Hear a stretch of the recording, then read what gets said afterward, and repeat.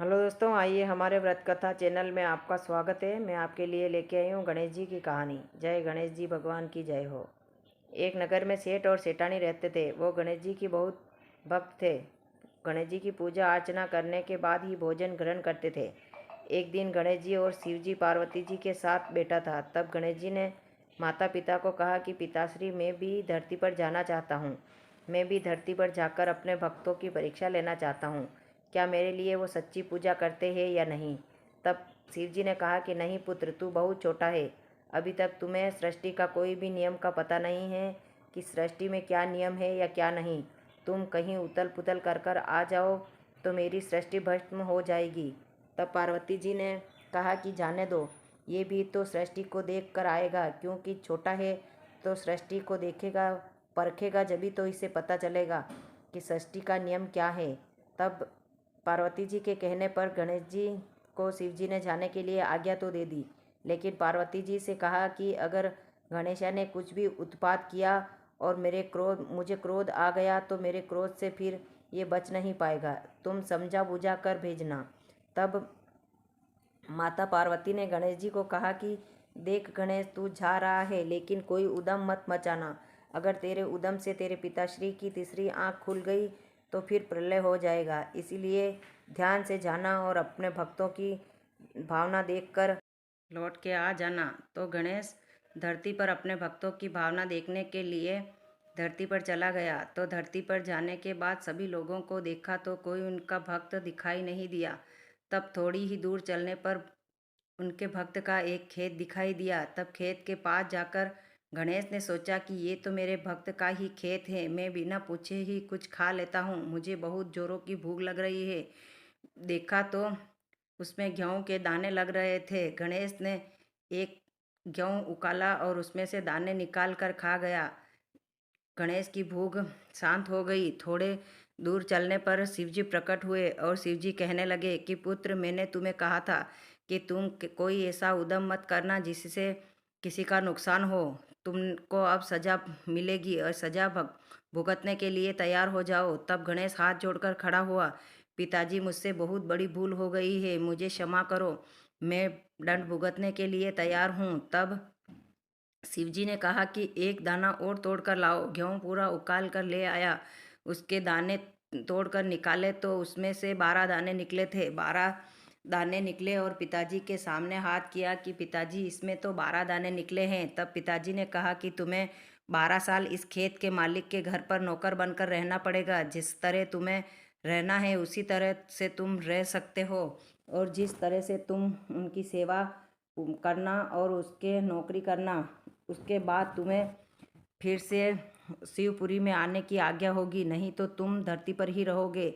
तब गणेश जी ने कहा कि मैं दंड भुगतने के लिए तैयार हूँ। दंड भुगतने के लिए गणेश जी छोटा बालक का रूप बनाया और उसी सेठ के घर पर गया। हाथ जोड़कर कहने लगा कि मालिक, मुझे कोई नौकरी दे दो, मैं अनाथ हूँ, मेरे कोई नहीं है, माता पिता ने मुझे घर से बाहर निकाल दिया है, खाने के लिए भूखे मर रहा हूँ, मुझे अन्न का दाना भी नहीं है, तो मुझे नौकरी चाहिए। कोई गांव में नौकरी नहीं दी, आप मुझे नौकरी दो, आप बहुत दयालु हो।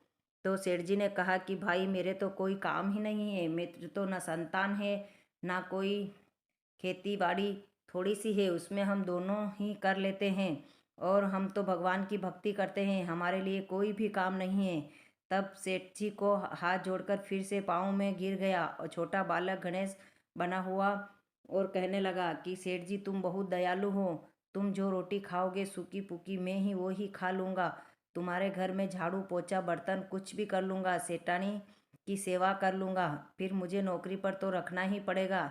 तब सेठ जी बहुत दयालु थे, उन्हें दया आ गई। तब उस सेठानी को कहा कि सेठानी, अपने कोई संतान भी नहीं है, इस छोटे बालक को रख लेते हैं, इससे अपना समय भी अच्छे से व्यतीत हो जाएगा और कुछ थोड़ा मोटा काम कर लेगा और रूखी सूखी ये भी खा लेगा। तब सेठानी ने हाँ कर ली। सेठ जी और सेठानी दोनों आराम से रहने लगे। वो शिव मंदिर जाते और पूजा पाठ करके फिर आते और गणेश जी की भी पूजा पाठ करते। गणेश जी का ध्यान कर कर गणेश जी को भोग लगाकर फिर दोनों पति पत्नी खाना खाते। तब गणेश जी हाथ जोड़कर वहाँ पर बैठे रहते और जो सेठ जी हुक्म करते वो काम करता रहता। एक दिन सेठ जी ने कहा कि मैं नदी स्नान करने जा रहा हूँ, तुम मेरे लिए खाना पका देना, क्या तुम पका लोगे? तब गणेश ने कहा, हाँ मैं अच्छे से पका लूँगा। गणेश जी खाना पकाने लगे तो 32 साल के 33 भोजन पका लिए। और सेठ जी और सेठानी दोनों नदी स्नान करके घर पर आए, आनंद से थाली परोसी। सेठ सेठानी आनंद से खा पीकर सो गए। एक दिन सेठ के कोई काम से बाहर जाना था और जल्दी स्नान करके आ गए। सेठानी को आँख लग गई तो सेठ जी ने सोचा कि मैं इसे नहीं उठाऊं, सोती रहने दूं, मुझे जल्दी नहाकर जाना है। जल्दी ही नहाकर सेठ जी किसी और काम से चले गए। तब सेठ जी कहकर गए कि बेटा तुम सेठानी के साथ स्नान करने नदी जाना, क्योंकि सेठानी अकेली नहीं जाती है। सेठानी के साथ सेठ के कहे अनुसार वो बालक नदी में स्नान करने के लिए गया।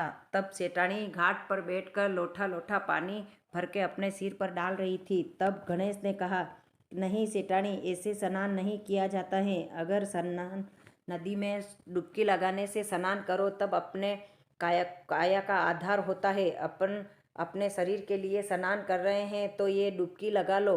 डुबकी लगाने से मोक्ष की प्राप्ति होती है और अपना पाप पुण्य जो भी है इसमें पाप जो भी है जो इसमें समा जाता है और पुण्य की प्राप्ति होती है।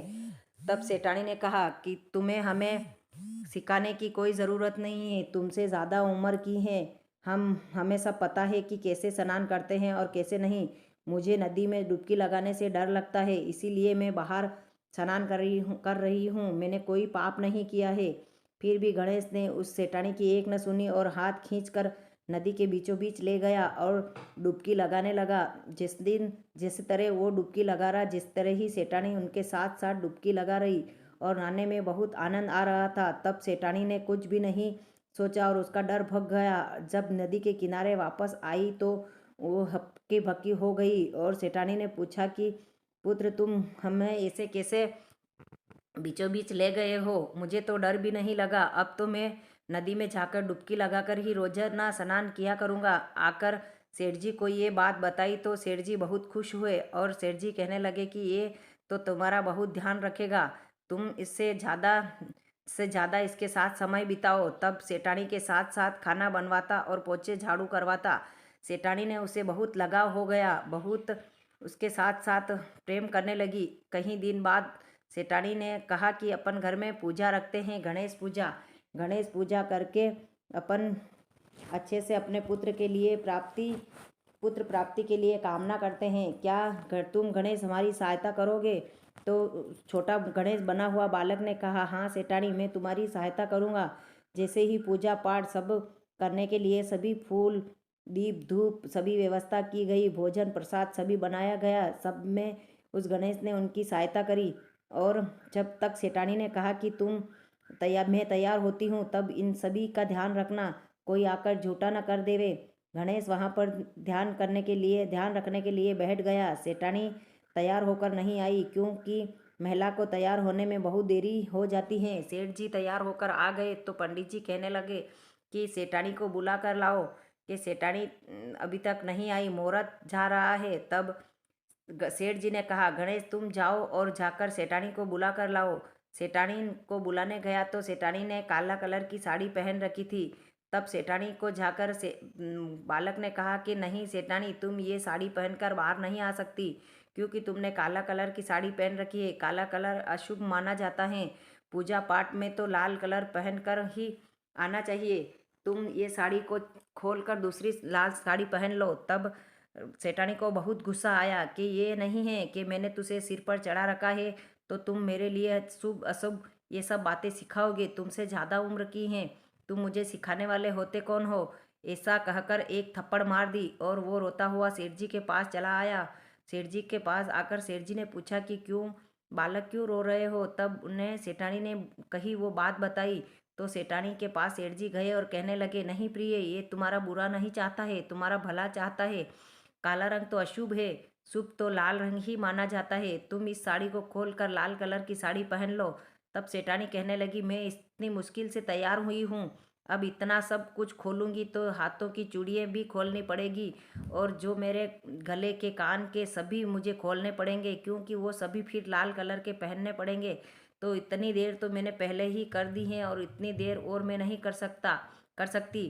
तो सेठ जी ने कहा, कोई बात नहीं, अगले मुहूर्त में पूजा कर लेंगे, लेकिन इन छोटे बालक की बात को मान लो।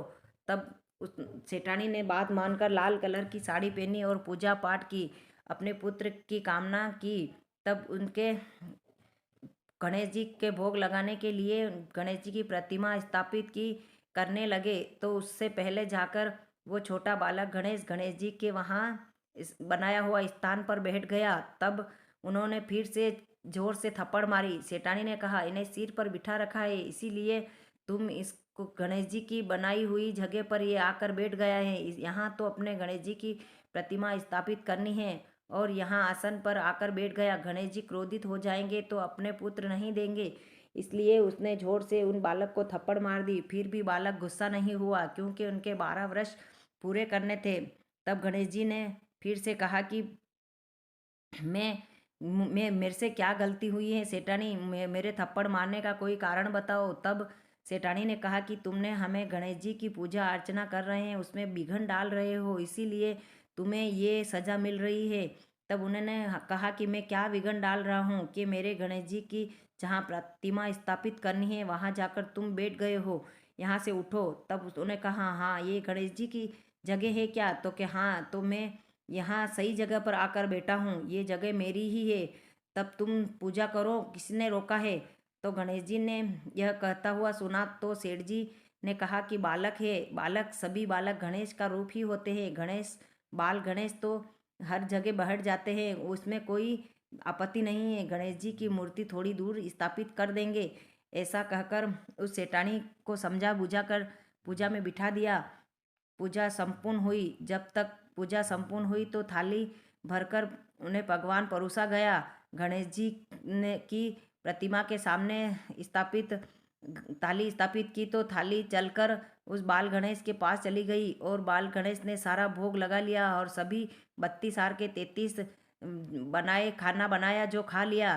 तब सेठ और सेठानी देखते ही रह गए कि थाली चलकर क्यों जा रही है।